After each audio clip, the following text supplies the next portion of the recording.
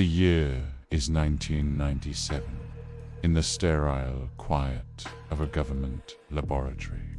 A scientist leans toward his monitor, headphones pressed tight against his ears. He isn't listening for anything in particular. His job is to monitor a network of underwater microphones, a relic of the Cold War, scattered across the vast, empty expanse of the Pacific Ocean. For years, the system has heard nothing but the groans of shifting tectonic plates, the songs of whales, and the distant hum of container ships. But today is different. A sound emerges from the abyss. It's a sound that shouldn't exist. A low, powerful, ultra-low frequency rumble that rises and falls with an almost biological rhythm. It's not an earthquake. It's not a submarine. It's not any known animal. It is, for a moment, a complete mystery. The sound is so powerful, it's detected by multiple sensors over 5,000 kilometers apart. The team gives it a name, a simple, almost comical name for something so profoundly unsettling: the Bloop. For more than 2 decades, that name has been a whisper among scientists, a legend on the internet, a mystery that pulls at the edges of our understanding of the planet. The official explanation is simple: a story of ice and gravity. But the official explanation doesn't feel right. It doesn't account for the sound's unique signature, its organic texture, its haunting, rhythmic pulse. To understand the Bloop, you have to understand the ocean. We know more about the surface of Mars than we do about our own deep seas. It is a realm of eternal darkness, crushing pressure, and life forms that defy imagination.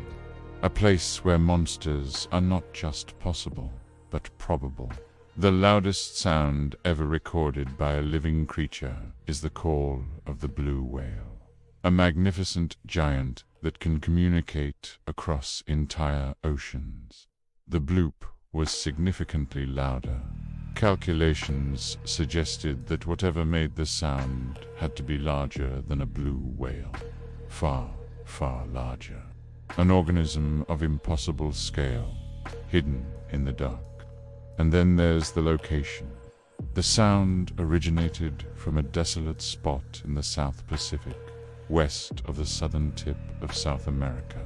A place so remote, so isolated from any shipping lanes or land masses, that it's known as the oceanic pole of inaccessibility.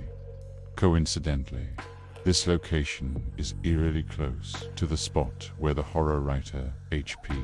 Lovecraft imagined the sunken city of Elie, where a monstrous, godlike creature called Cthulhu lies dreaming. A fiction, of course, but it's a chilling coincidence.